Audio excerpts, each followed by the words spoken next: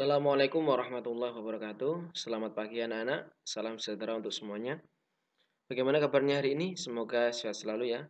Baik, pada pertemuan kali ini saya akan menyampaikan materi kelas 10 di semester genap yakni teks biografi. Fokus materi kali ini adalah struktur teks biografi. Masih bersama saya Pak Lutfi yang insya Allah akan selalu mendampingi kalian dalam pembelajaran bahasa Indonesia. Namun, sebelum lanjut nonton videonya, silakan subscribe dulu ya agar selalu mendapatkan video terbaru dari channel ini, khususnya dalam pembelajaran bahasa Indonesia. Terima kasih. Baik, kita masuk pada pokok pembahasan struktur teks biografi. Apa saja sih struktur teks biografi? Ada yang tahu? Baik, simak penjelasan berikut ini. Struktur teks biografi ada 3. Ya, struktur teks biografi yang pertama yaitu orientasi atau setting. Yang kedua kejadian penting. Yang ketiga reorientasi. Bagaimana penjelasan dari masing-masing struktur ini? Yuk simak penjelasan berikut ini. Baik, struktur yang pertama yaitu orientasi atau setting. Informasi mengenai latar belakang kisah atau peristiwa yang akan diceritakan selanjutnya untuk membantu pembaca dalam memahami isi teks. Ya, di dalam orientasi atau setting, isinya berkaitan dengan siapa, kapan, di mana, dan bagaimana. Siapa ini berkaitan dengan siapa, nama lengkapnya, kemudian gelarnya, kemudian orang tuanya, ataupun saudara-saudaranya, dan kapan dilahirkan, di mana, kemudian di mana ini berkaitan dengan tempat tinggalnya di mana, kemudian sekolahnya di mana, ini berkaitan dengan latar belakang dari kisah perjalanan hidup yang akan diceritakan dan bagaimana. Baik, untuk lebih jelasnya mari kita lihat contoh berikut ini. Ya. Baik, di sini contohnya yaitu Raden Dewi Sartika. Raden Dewi Sartika dilahirkan dari sebuah keluarga yang bernama Priayi dan letaknya berada di tanah Sunda. Raden Somanagara dan Nyi Raden Raja Permas, meskipun waktu itu beliau sangat bertentangan dengan adat, ayah dan juga ibunya berusaha keras untuk memasukkan Dewi Sartika di sekolahan Belanda. Ya, jadi di sini terlihat jelas nama lengkap tokoh yang diceritakan, kemudian nama orang tuanya dan keadaan keluarganya. Ya. Dan ini nanti bisa disambung dengan tanggal lahirnya, kemudian keluarganya, saudara-saudaranya, dan lain sebagainya. Intinya di bagian orientasi ini pengenalan awal tentang latar belakang kisah atau peristiwa yang akan diceritakan. Berkaitan dengan siapa, kapan, di mana, dan bagaimana. Dan letak di struktur yang pertama ini biasanya di awal. Ya, di awal, paragraf pertama, bisa juga di paragraf kedua dan ketiga. Ya, bergantung dengan kondisi penjabaran dari isi tersebut. Apakah masih berkaitan dengan latar belakang kisah atau peristiwa yang akan diceritakan tentang tokoh tersebut atau sudah berbeda. Ya, jika sudah berbeda berarti bukan termasuk bagian orientasi atau setting. Ya, sampai sini jelas ya. Baik, kita lanjut. Kemudian yang kedua yaitu kejadian penting. Rangkaian peristiwa yang disusun secara kronologis menurut urutan waktu yang meliputi kejadian-kejadian utama yang dialami tokoh. Saya ulangi ya. Rangkaian peristiwa yang disusun secara kronologis menurut urutan waktu yang meliputi kejadian-kejadian utama yang dialami tokoh. Ya, jadi setelah penjabaran tentang latar belakang tokoh dari keluarganya, kapan, di mana, dan bagaimana, lalu yang dijabarkan yaitu kejadian penting.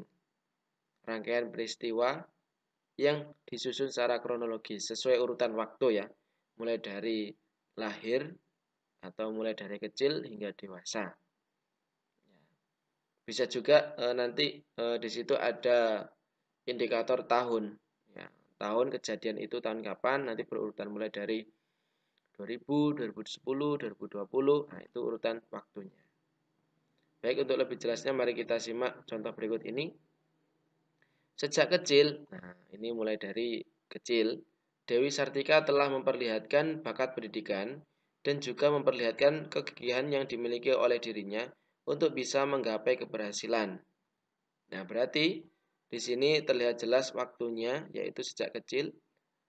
Ya, Dewi Sartika telah memperlihatkan bakat pendidikannya. Ya, kemudian di sini juga disampaikan memperlihatkan kegigihan yang dimiliki oleh dirinya untuk bisa menggapai keberhasilan. Ketika ia sedang bermain di belakang gedung kerajaan, beliau sering mengerjakan aktivitas-aktivitas yang pernah ia dapati di sekolah, yakni belajar membaca, belajar menulis, dan belajar bahasa Belanda bersama anak-anak pembantu di kerajaan. Ya, untuk ini, yakni belajar membaca ini harusnya menyatu dengan paragraf sebelumnya ya, karena ini masih satu pembahasan. Ya. Dan lokasi atau letak dari kejadian penting ini biasanya ditandai dengan waktu dulu, sejak kecil atau tahun berapa. Nah, itu termasuk kejadian penting. Ya.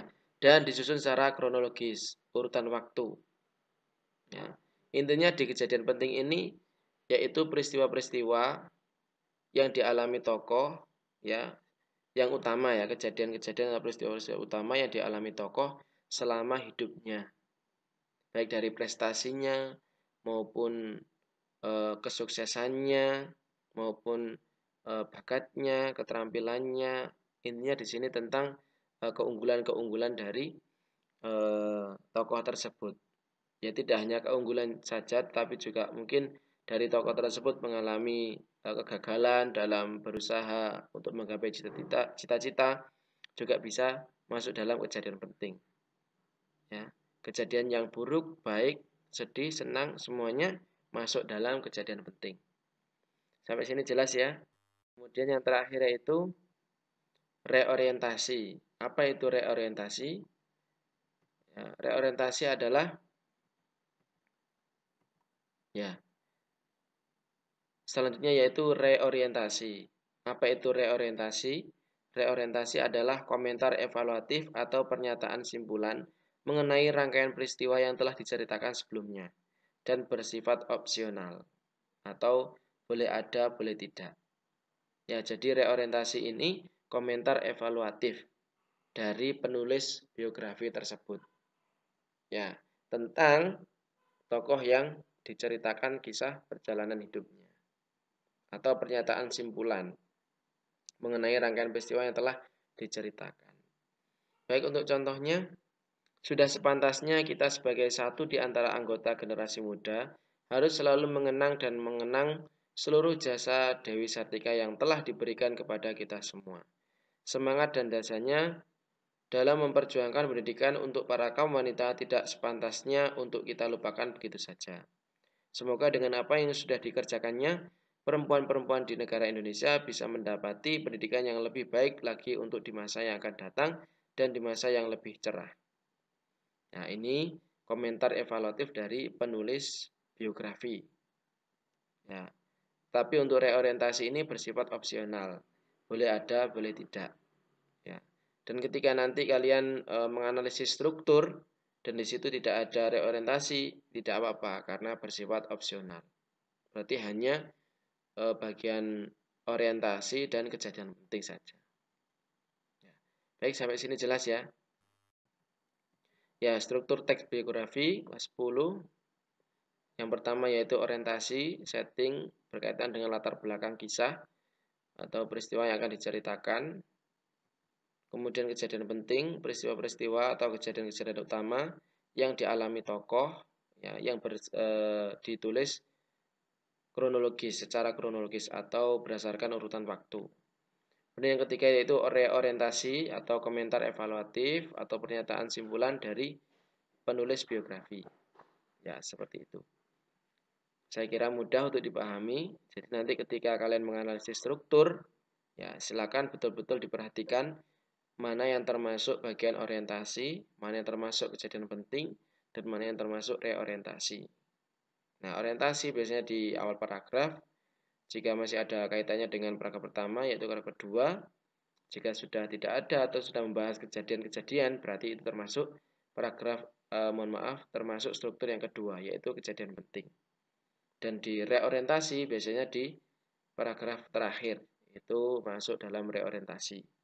Jika termasuk reorientasi di situ ada komentar dari penulis. Tetapi jika masih membahas kejadian penting, berarti reorientasi di teks tersebut tidak ada. Ya, baik, jelas ya. Penjelasan tentang struktur teks biografi sudah saya sampaikan, sudah paham ya? Jika belum, silakan dipahami kembali dengan membaca materi ini atau membaca dari sumber yang lain. Baik, terima kasih sudah menyimak materi hari ini. Mohon maaf jika ada kurangan. Semoga apa yang saya sampaikan bermanfaat dan kalian senantiasa diberikan kemudahan dalam memahami ilmu. Amin. Sekian, wassalamualaikum warahmatullahi wabarakatuh.